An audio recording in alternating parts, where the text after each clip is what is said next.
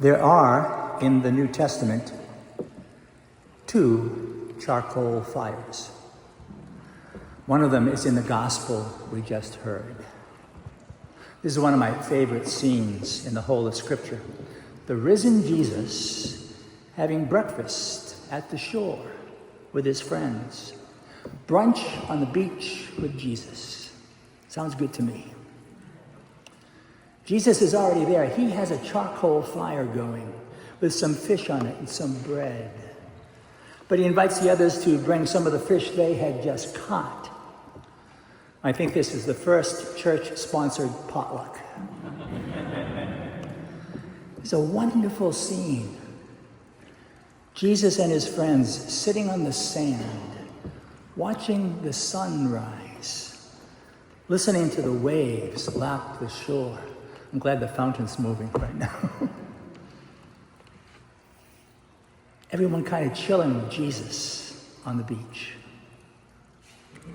And Jesus turns to Peter and asks him, "Do you love me?" What a question to hear from the lips of Jesus. Do you love me? And Jesus asks Peter that question not once, not twice, but 3 times. And I'm sure as Jesus did this, Peter remembered the other charcoal fire. Do you know when that charcoal fire was? Remember? You heard about it, you know? Okay. You heard about it twice, just a few weeks ago, on Palm Sunday and on Good Friday.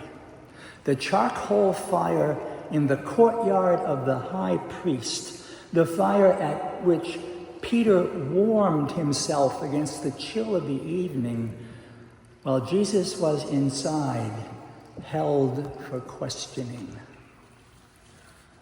And by the light of that fire in the courtyard of the high priest, 3 times, 3 different people asked Peter, "You know this Jesus, don't you? You're one of his followers, aren't you? Aren't you one of his disciples?" And 3 times Peter answered, "No, I'm not. You don't know what you're talking about." 3 times Peter denied even knowing Jesus. And now by the fire on the beach, Jesus asked Peter 3 times, "Do you love me?"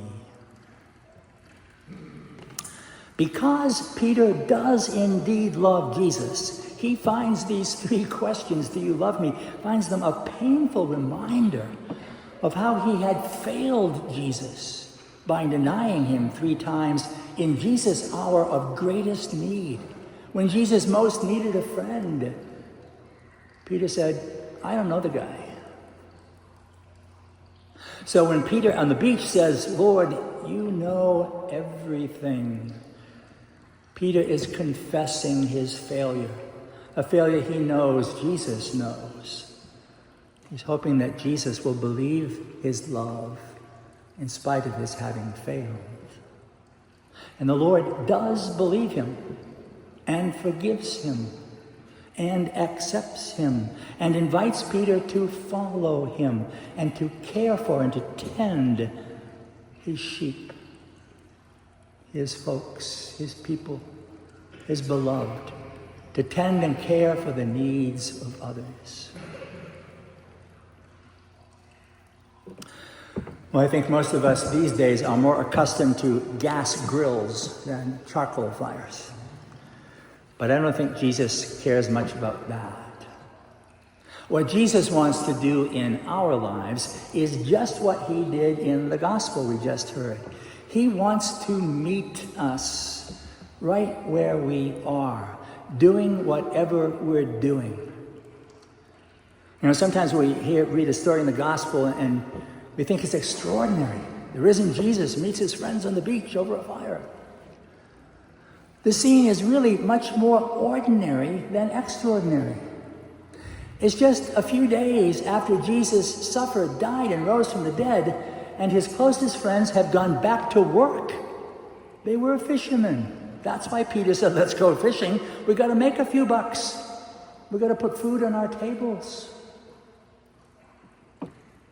Jesus meets us wherever we are, doing whatever we're doing. He wants to meet us and sit with us just as friends might sit together at the shore, on the beach, on the sand. He wants to be as close to us this night in this church as he was with his friends at dawn around a fire on the shore of the Sea of Tiberias. Now, whether we invite Jesus to our next cookout or not, he is going to show up. He's going to be there. Whether we welcome him or ignore him, whether we recognize him or totally miss him, he's there. And he's going to ask each of us, every one of us, just as he asked Peter, do you love me? He's going to ask me, Austin, do you love me? He's going to ask you, Brian, do you love me?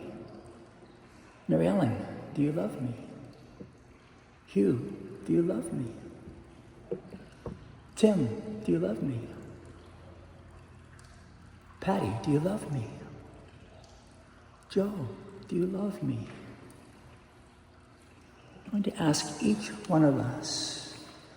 And on hearing that question, any one of us, or even probably all of us, might remember other times around other fires when we were more concerned with warming ourselves, with protecting our own backside, saving our own skin, when we were denying Jesus, our faith in Jesus, through our own words and deeds in subtle or not so subtle ways, denying that we even know Jesus.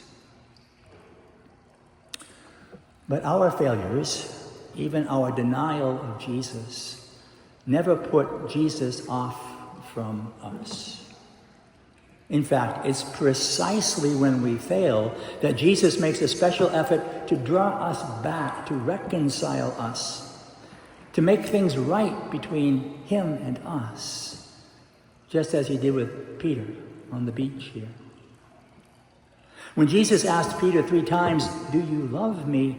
He wasn't testing him. Much less was he trying to make Peter feel bad. Rather, he was giving Peter 3 more chances, 3 new opportunities to speak his love, to be faithful, to put his denials behind him, to reconcile him, to move on, to follow Jesus once again.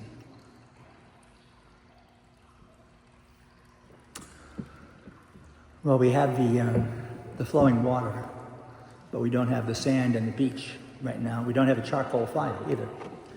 But we do have bread, and we do have wine. And Jesus is here.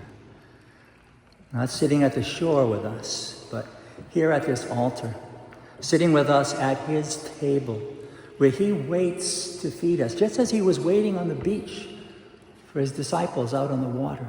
He's waiting here for us, to call us to his heart, to feed us with his life, his body and blood, to feed us from his heart, which is on fire for us with his love. And as we come to Jesus here tonight, he asks each of us and all of us, do you love me? Do you love me?